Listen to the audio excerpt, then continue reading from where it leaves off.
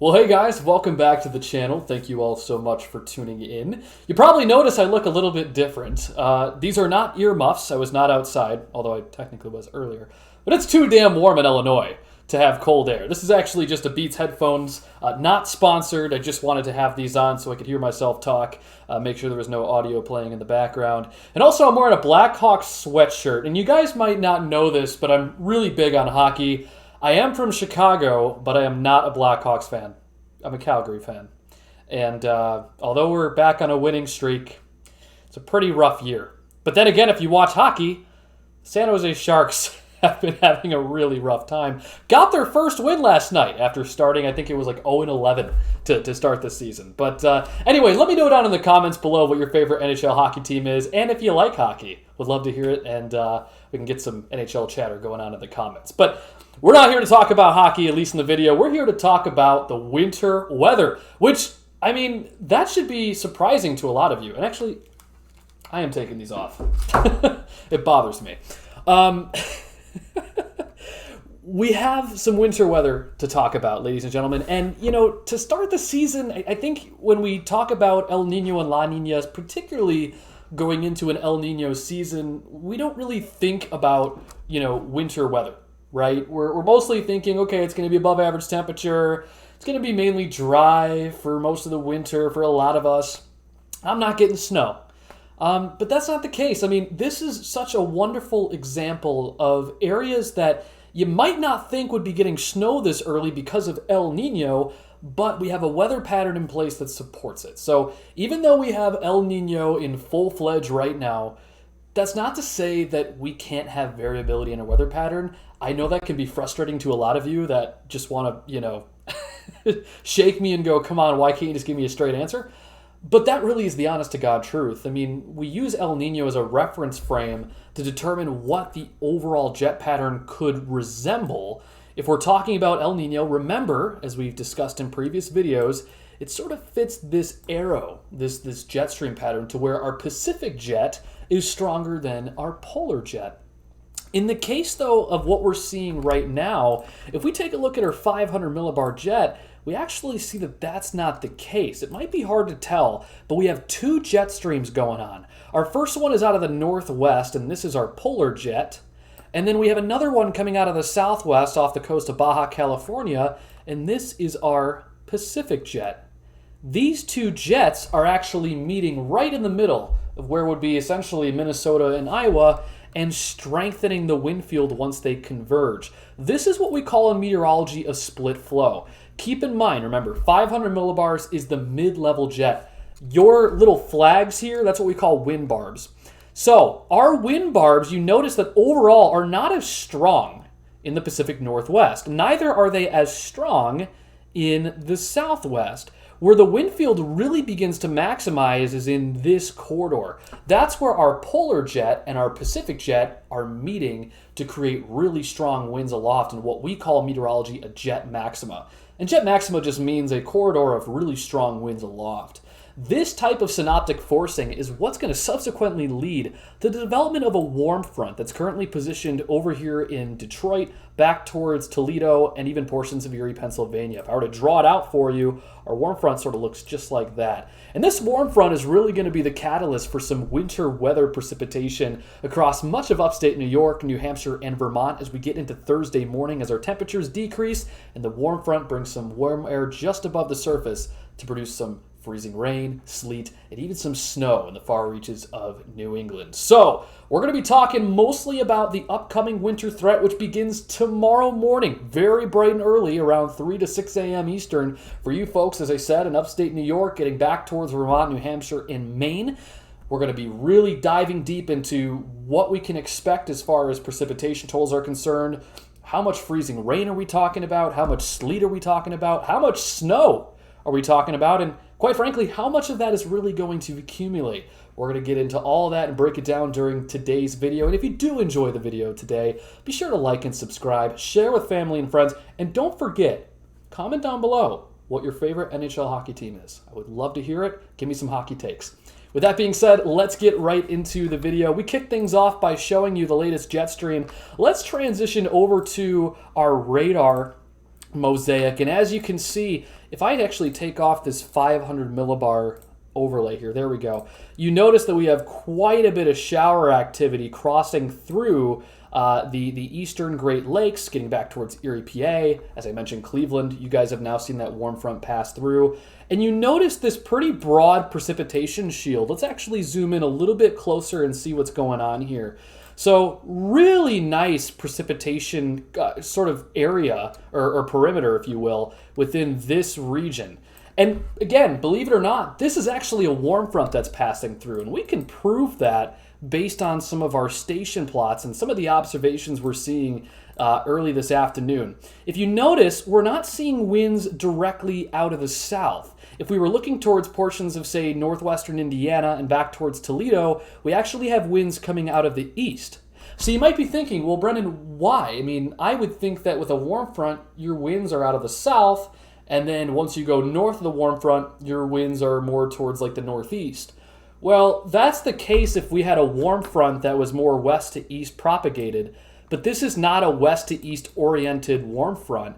It's actually more so tilted north to south. That's exactly why we're seeing the wind barbs looking kind of funky this afternoon and into the evening. It's not because there isn't a warm front, it's just because it's oriented differently with respect to the overall low pressure. And our low pressure system is going to be well up towards the north in places like eastern Manitoba and western Ontario. That's going to continue to move eastward going into tonight and tomorrow morning. That is going to bring essentially quite a bit of snowfall for the provinces of Canada. If we're talking about Quebec and Ontario, you folks are going to be getting in on the action with snowfall, predominantly snowfall. But if we're looking towards areas to the east, downstream of this rain shield or this precipitation shield, folks in New York, we're going to be talking about something much different. We're actually going to be looking at the combination of some snow at times. We'll be talking about freezing rain. We'll be talking about sleet, and then eventually rain once our temperatures begin to warm as that warm front passes through the region. So let's take a look at that. We're going to hop right into the models here and show you exactly what we're talking about. And I think the one model that has a really good representation of this is certainly the HRRR. So let's head on over here to New England, and we'll give you a look at just the precipitation reflectivity. We're not going to show you the totals right out of the gate. I want to show you how this all materializes here. So as we get into tonight, right, this is taking us into like, I don't know, 7, 8 p.m. Eastern. You see that precipitation shield starting to transition over to a freezing rain, to sleet, and then eventually to snow. And let's actually draw that here in black. I think you guys will be able to see that a lot better. So notice how that rain that we just showed on the COD reflectivity map really starts to transition more to a wintry mix. Notice what our time is, right? We're talking about 8 o'clock Eastern.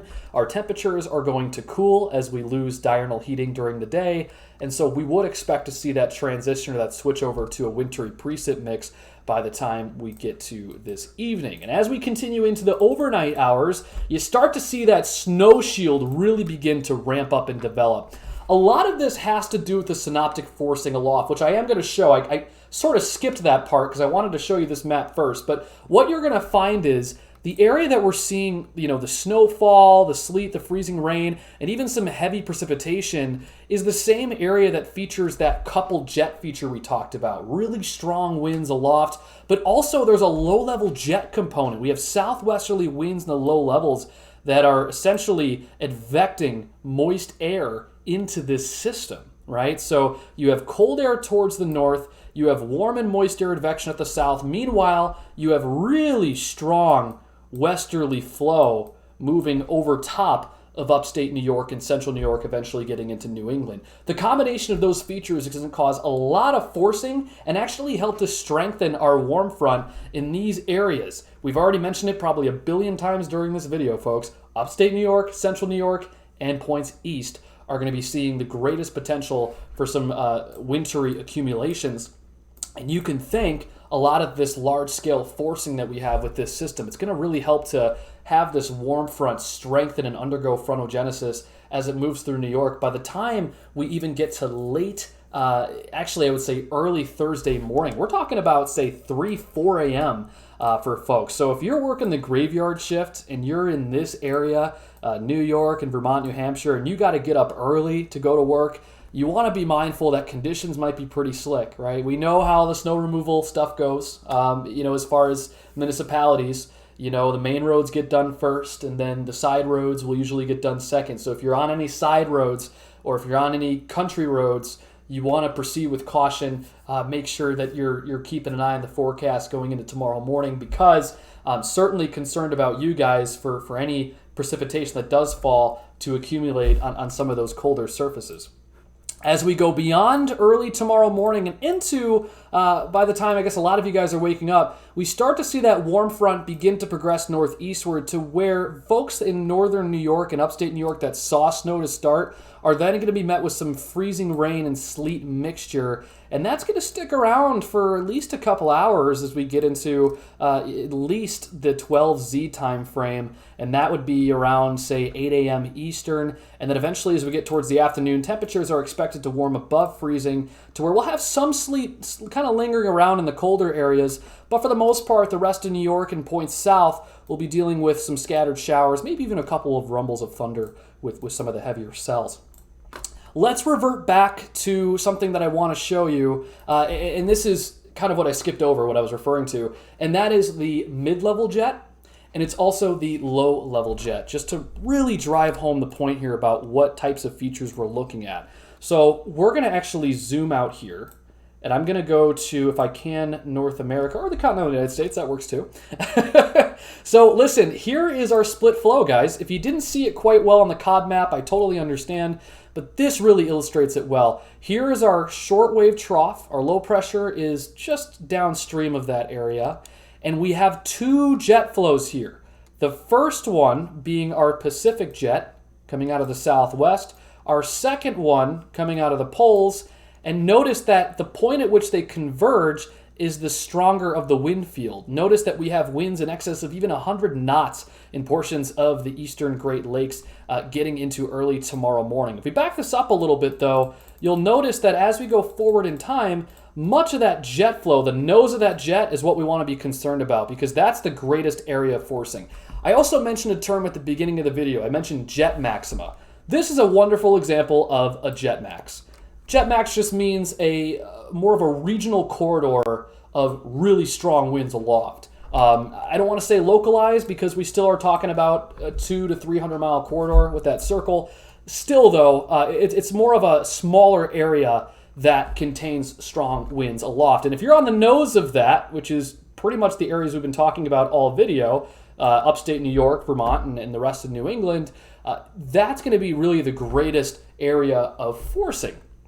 So we have a lot of mid-level forcing. We got westerly flow really being maximized by the coupling of both our Pacific and polar jet. But then here is the crazy part. Let's take a look now at the 850. Right? This is our low-level jet. And watch what happens here. This is actually really cool. I think you guys are going to like this. So as our system continues to move off towards the east, you notice some really strong low-level winds. We have a high pressure that's out towards, let's say off the coast of the Carolinas, and that is kicking up some clockwise flow that's feeding into our warm front, cold front setup. Interestingly enough, you see this edge right here? We're actually going to zoom in for you here in a second, but that is actually our warm front. That is literally our warm front on the very edge of the strongest low-level flow. And as we get later on into the day, you notice that as the strongest of the low-level winds move into the region, that's when we start to see more rainfall, because our profile, our temperature profile, is actually veering with height, meaning our winds are changing clockwise with height. And when you have that strong veering, that actually helps to promote warming of temperatures at the surface, which is why once that strong low-level jet moves through, and essentially the warm front, that's going to transition a lot of our precipitation over to rain. A lot of the freezing that could take place is really going to happen early on in the pre-dawn hours of Thursday morning and extending into just 8, 9 a.m. Eastern before we then transition to rain or some form of sleet and then all rain by the time we get to early afternoon. If we zoom in, which is really the cool part of this whole thing, into New England, you're going to see this really well, right? So here's those wind vectors. They're coming right out of, hard to see, but it's out of the southwest, some sort of south-southwest variant.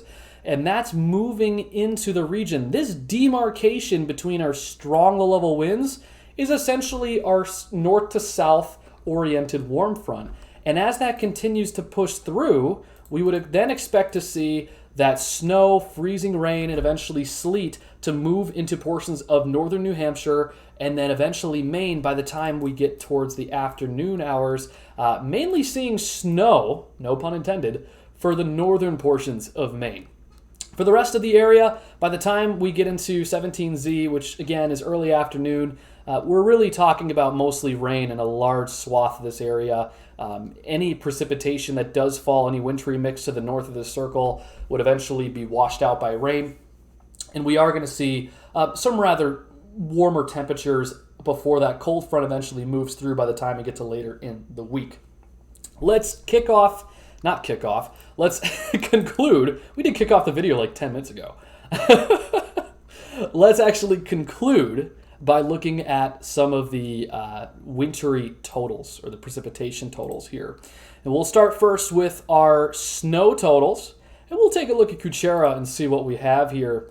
And let's give it a moment to load up. And as you can see, not much. Most of the snow is going to be in higher elevations of Maine and New Hampshire, Vermont, while the rest of it is really going to be in our colder air regime up towards our Canadian provinces, just like we talked about here at the beginning of the video.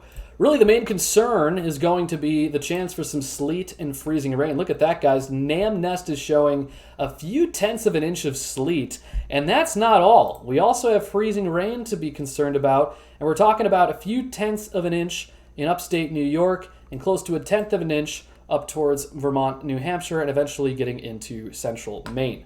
The biggest question of it all is, do we have the right surface temperatures to keep this essentially freezing, right? Because the thing is, you can have freezing rain, you could have everything perfect as far as your setup is concerned, but ultimately what dictates how much of that really freezes and sticks is what the ground temperature is. A lot of the colder ground temperatures are actually in areas where we see the higher freezing rain totals, ironically. So, like I said, upstate New York, just north of Syracuse, I am expecting to see most, if not some of that freeze, so some if not most. So at least close to about a tenth of an inch of that freezing on the surface, and then it kind of drops off as we get towards the east. So you need to be extra cautious. If you're going to be driving out there early in the morning tomorrow, working that graveyard shift like we talked about, you got to get in early, 3, 4 a.m.ers out there. Please proceed with caution. Freezing rain and any surface that freezes is really quite difficult to treat. And so there can be, some slick spots in the roadways regardless of it being treated or untreated. So you want to proceed with caution tomorrow morning.